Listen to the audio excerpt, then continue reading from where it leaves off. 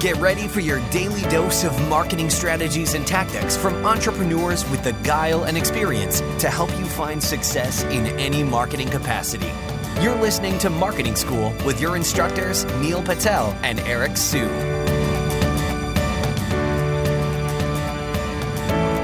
Welcome to another episode of Marketing School. I'm your host, Eric Su. And I'm Neil Patel. And today we're going to talk about tools that you can use to build and sell your course. And there's a ton of different tools out there.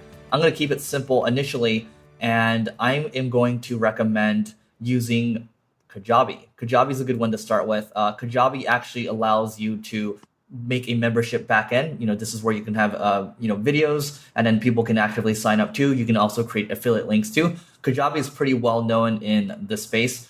So you're looking to get started, I think that's a good place to start. And there's a couple of other ones I'm going to name as well, but Kajabi comes to mind first because a lot of people especially marketers, know what Kajabi is. So I'm going to start off with them first. Neil, what's number two? Number two, Webinar Jam. One of the best ways to sell your product, your digital product, is through webinars. And you can create your own video, upload it to Webinar Jam, and have it evergreen, right? That's actually called EverWebinar, which is another software solution by Webinar Jam. But the reason I like Webinar Jam is it's easy to sell digital products on there. You can do a live webinar. You can get people interacting through the chat. And when you want people to buy or you think it's the right opportunity to ask them, you can even pop up a buy button within Webinar Jam and tell people, hey, everyone go check out my product. You can buy it for X dollars. And it takes them to the checkout page, right? So check it out. The tool isn't the most seamless. Like there's some bugs and issues with it every once in a while, but it's the best solution out there for webinars right now. One other tool that, and I'm going to name two here actually, you can either use Drip, and this is where you're able to, it's an email service provider, you're able to basically tag people and move them along your funnel. So for example, let's say they sign up for a webinar. Neil just mentioned webinars, and they did not attend, or maybe they attended. You can tag them differently, and you can send them emails based on how they behaved. In Fusionsoft, it's actually even more powerful in this respect, where you can tag people that registered, did not attend, and you can set an automation to talk to people individually. So, for example, if they registered and they did not attend, well, I might try to get them to check out the encore presentation. Or if they attended the webinar and they actually saw the offer too, I'm going to market to them differently because they're a different kind of person. I might give them a discount, or I might say, hey, this is going to expire soon.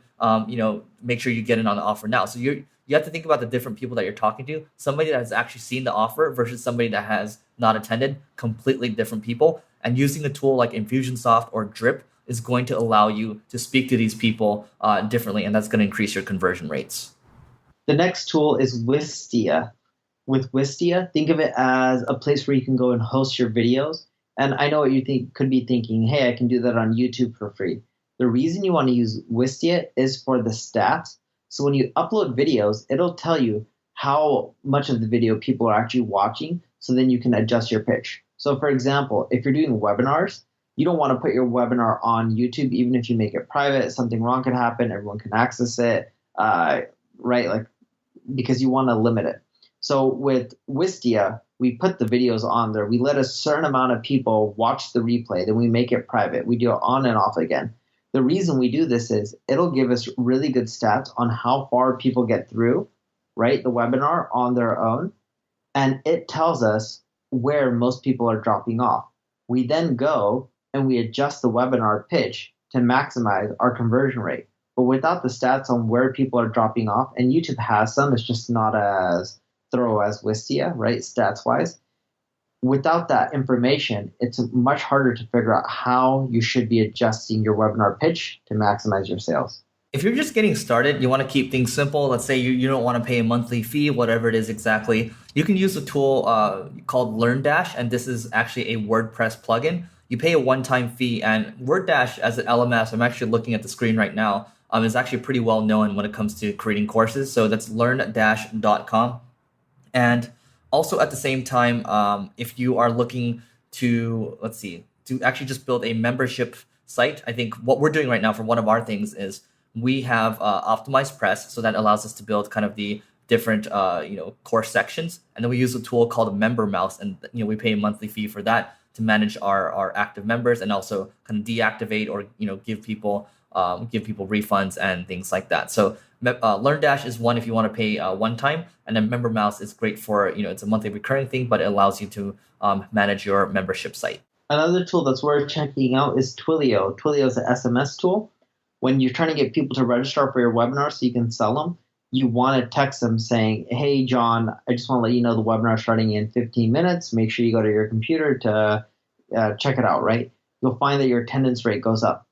A lot of marketers out there, when they're selling digital products, they don't like asking for a phone number because it reduces the number of people that sign up from a visitor to a webinar registration or register, whatever it was, right? You get the point I'm trying to make. But what ends up happening is when you ask for that phone number, yes, you're going to get less people, but they're giving you more information. They're more engaged. They're much more likely to show up and buy from what we found. And even though it causes less total signups to the webinar, when you look at the full funnel, for every 1,000 visitors, we find that asking for a phone number causes more sales in the end, even if that causes less people to register for the webinar.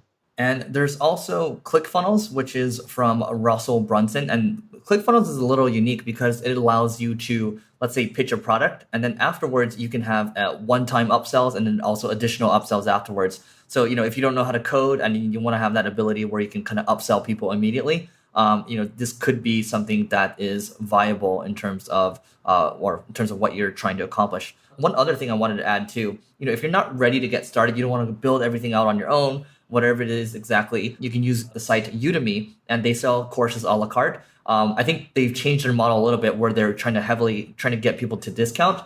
So if you're trying to avoid that, Udemy is simple. You can just go produce your course out there, let them handle the rest, or you can do Skillshare. So about a year back, Skillshare reached out to me to do a course, and they actually had their people come over to my place and then shoot the course. And I wasn't hoping to get anything out of it. I just was going to do the course. And the course was really well received, and I didn't do anything. I mean, they, aside from putting together the content, they handled everything else, which is great. And then I was, after recording, I think, without spending too much time afterwards, basically, we made like $6,000 or $7,000 from it. And even to this day right now, that course still, has a lot of ratings, it has a great review as well.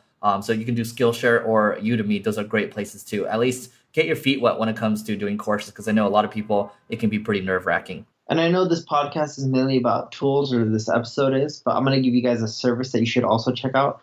It's called a guy named Takedown Cesare. I don't know his, URL or anything like that. But when you create a digital product, you'll find that a lot of people rip it off, put it in like torrent sites online, and your sales eventually start to drop.